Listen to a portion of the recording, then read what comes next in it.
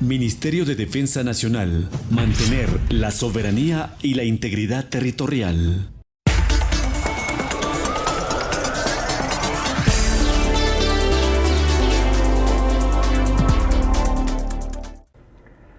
La preocupación del hombre y de los estados por el uso de armas de carácter químico o biológico en situaciones de confrontación o de conflicto armado no es nueva. El aterrador carácter de estas armas, frente a las cuales la población civil está totalmente inerme, obligó a los gobiernos y a las instituciones a buscar acuerdos en fecha tan lejana como el propio siglo XIX. En efecto, el Tratado de La Haya de 1899, ratificado por 26 naciones, tenía como objetivo casi excluyente la erradicación de elementos de alta toxicidad. Las potencias contratantes convienen en abstenerse del uso de proyectiles, cuyo único objetivo sea la difusión de gases deleterios o asfixiantes. Señala la parte fundamental del tratado que no fue, en esta ocasión, ratificado por Estados Unidos y el Reino Unido. La prohibición se amplió en la segunda conferencia de La Haya, en 1907, al uso de veneno o de armas envenenadas.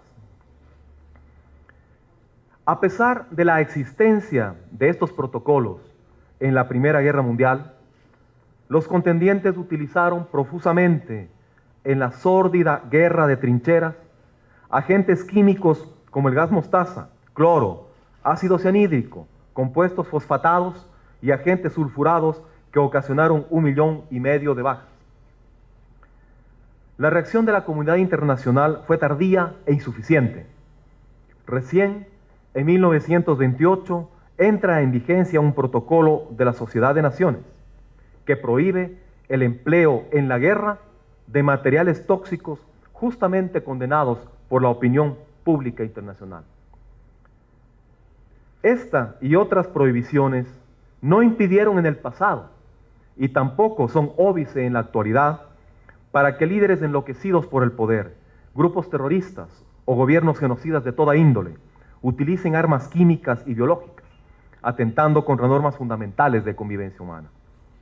Desde las cámaras de gases de la Alemania nazi, el uso de armas químicas por parte de Japón en la Segunda Guerra Mundial, el famoso agente naranja usado por Estados Unidos en Vietnam, los ataques químicos de Rusia contra las poblaciones de Afganistán y de Kurdistán, el horror de la guerra entre Irak e Irak, hasta las recientes alegaciones de uso de armas químicas en Siria, la humanidad no ha logrado proscribir de manera definitiva y contundente el empleo de este tipo de recursos que atentan contra el hombre y atentan contra la sustancia de la naturaleza. El Ecuador ha mantenido como parte de su política exterior, a lo largo de toda su historia, una posición firme de no agresión, de cooperación e integración entre naciones.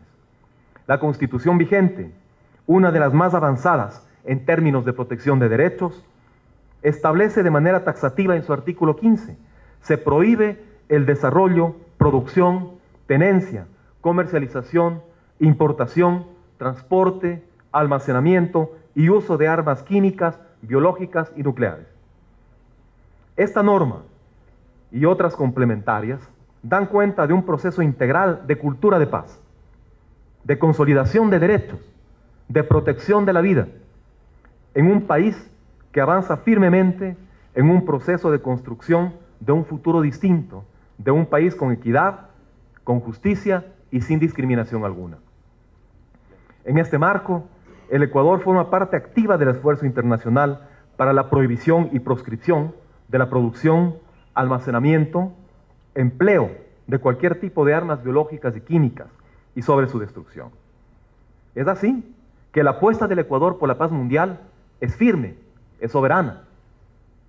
El actual embajador del Ecuador ante la Haya es vicepresidente de la OPAC y el actual embajador y representante permanente del Ecuador ante Naciones Unidas Ginebra es el presidente del grupo de trabajo de la Conferencia de Naciones Unidas sobre Desarme. Esa es la apuesta de un país como el Ecuador en este contexto potente, muchas veces dolido por la situación mundial, pero que muy pocas veces algo se hace por reconvenirlo.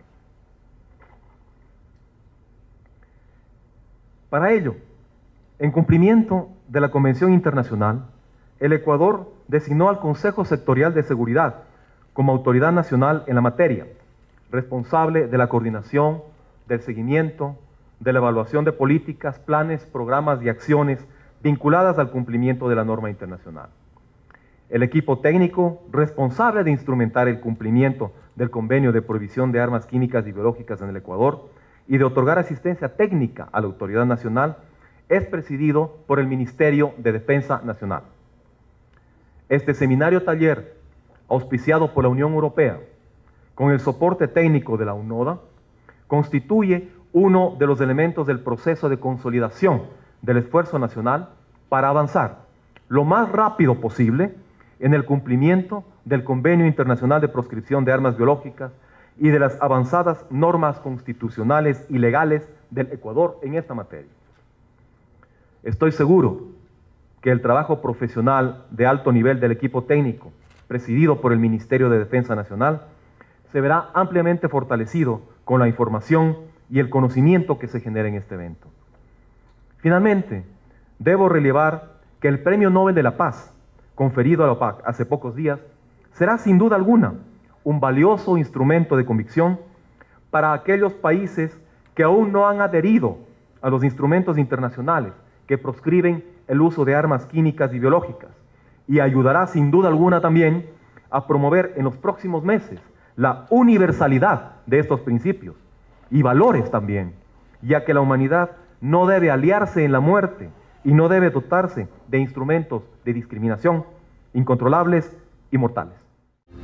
Ministerio de Defensa Nacional. Mantener la soberanía y la integridad territorial.